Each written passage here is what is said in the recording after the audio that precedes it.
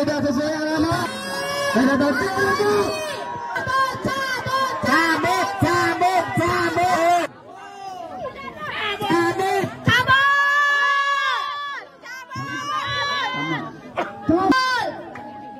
Kami mohon itu izinnya di studio alam harap dicabut kalau bisa. Siap-siap. Kita serahkan dengan aman. Ini dari warga ya. Kita udah izin sama RT sama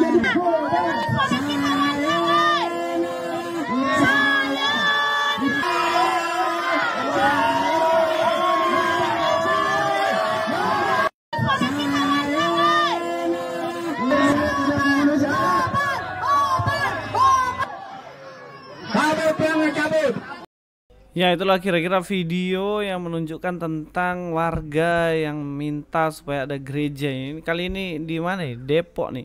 Untuk dicabut pelang izin dalam pembangunan gereja. Ya, begitulah. Gak pernah berhenti ya. Makin hari makin nambah aja nih orang-orang seperti ini. Makin hari makin banyak orang kayak gini ya. Nih, kasihan kan angkat-angkat barang dan lain-lain ya. Kita akan cari tahu info lebih lanjut lagi mengenai mereka ini siapa ya. Nah, kalau dalam bagian ini kalau kita lihat ya, di situ dikatakan warga di Kali Baru Cilodong gelar aksi tolak pembangunan gereja. Warga RT 2, RT 5, RW 3 Kelurahan Kali Baru melakukan aksi penolakan pembangunan gereja. Sebuah banner berisi tulisan "Karena tidak pernah menghargai warga dan lingkungan kami" ditempel di tembok sebagai bentuk protes. Ini emak-emak yang baju biru itu teriaknya kencang-kencang itu. Kayaknya nggak dapat setoran itu. Coba lah kasih sembako 10 kilo itu pasti diam dia. Nah, inilah kelakuan mereka nih ya. Suka sekali dan takut sekali dengan Kristen sehingga harus melakukan hal-hal seperti itu. Teriak-teriak nggak jelas, marah-marah nggak jelas supaya gereja ditutup. Nah, kenapa harus gereja ditutup ya? Urusin moralmu tuh, ustadz-ustadzmu yang cabulin banyak santrinya itu loh zamannya yang harus tutup tuh. Pesantren yang begitu tuh yang harus tutup. Ngapain gereja? Emang gereja lakukan tindak asusila? Enggak kan? Iya kan? Mana ada melakukan hal seperti itu kan, nggak ada. Bersih. Nanti kalau kayak gini sudah jadi perkara dan lain-lain, kemudian nanti baru di penjara nangis-nangis minta dikeluarin. Gitu aja terus sampai bertahun-tahun, berabad-abad, nggak berhenti-berhenti ya, karena kurangnya ketegasan dalam menindak orang-orang model begini. Kan mereka punya hak asasi untuk beribadah. Mereka orang Kristen berhak untuk melakukan ibadah di tempat ibadahnya. Terus dilarang. Bikin gereja dilarang, suruh tutup.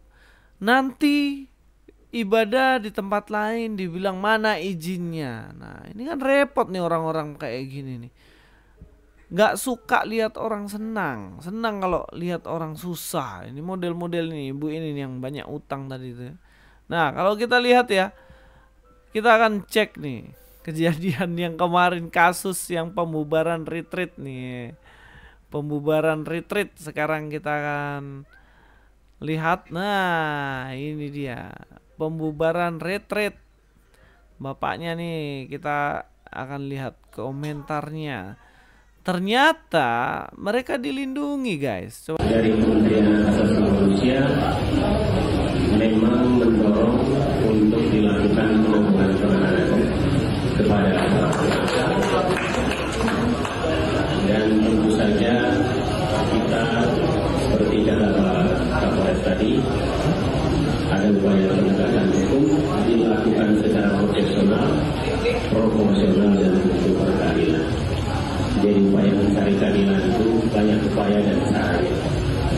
Jadi termasuk tadi yang bertanya tentang restoratif justice, dilakukan upaya mediasi dan kami siap dari Kementerian HAM untuk memberikan jaminan agar para tersangka kita lakukan penanggulangan, dan ini kami akan sampaikan secara resmi kepada pihak kepolisian. Saya pikir itu di antara rumah ibadah dan tempat ibadah. Jadi saya pikir kita sama-sama tahu bahaya dari mispersepsi dan miskomunikasi di masyarakat.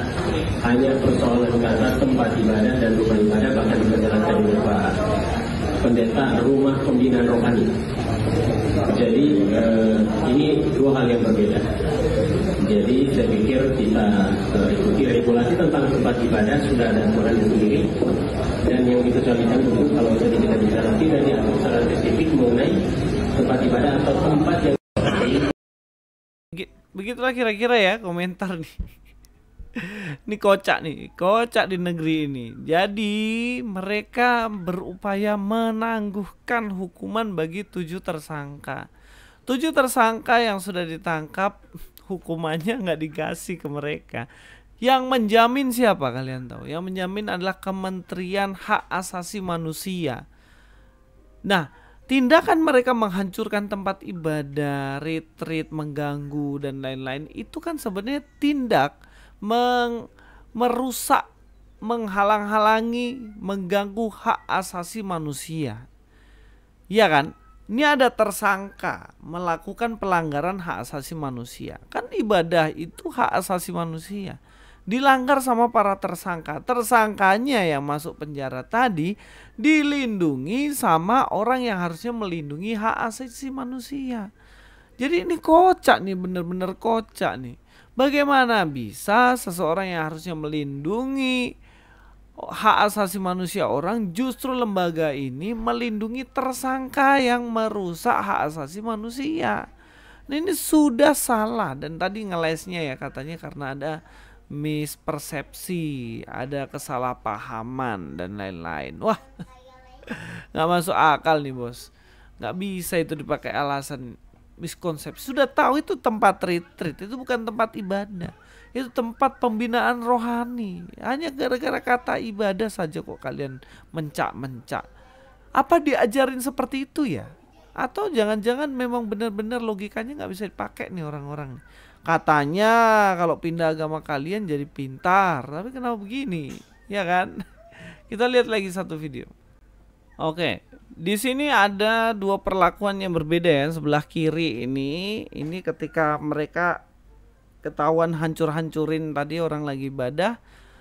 Jadi ditanyai katanya ada miskonsepsi dan kemudian meminta supaya dibebaskan. Nah, itu kalau di Jawa nih, jangan bilang Jawa lah. Itu kan di Jawa Barat saja. Jawa Tengah dan Jawa Timur aman, bos. Nah, tapi di Kalimantan beda. Wah, ada ini pelaku nih yang pakai daster itu. Dia berusaha menghalang-halangi menutup tempat ibadah. Dimarahin sama orang Kalimantan, orang Dayak. Apa alasanmu tutup ibadah? Pergi kamu dari sini. Wah, ini baru mantap nih. Harusnya seperti itu loh. Dimana di sini agama kan nggak cuma satu, agama nggak cuma agamamu aja. Orang kalau ibadah kok kamu marah-marah, kan ini kocak nih. Ini kan lain nih. Oke, kita lihat lagi ya, ada video yang lain lagi. Mana saya memohon atas perbuatan postingannya Jonathan kepada umat Islam, saya memohon maaf sebesar-besarnya atas perbuatannya. Jadi sekarang saya di Selangit menjemput anak saya ini, saya serahkan kepada yang berwajib untuk ke Polsek Patumbak. Untuk dibawa ke Medan ya? Untuk dibawa ke Medan. Jadi mohon sebesar-besarnya buat jemaat Islam. Sebesar-besarnya saya memohon. Saya nggak tahu bagaimana caranya untuk mengomongkannya. Jadi saya memohon maaf. Jadi kami bawa anak ibu ini ke Medan, Bu ya? Ya. Kami berdua akan terus sama jalan ya, Bu ya? Ya, kalau ini gara-gara postingan menghina agama sebelah katanya langsung dibawa ke Medan untuk ditindak. Ya begitulah ya, memang.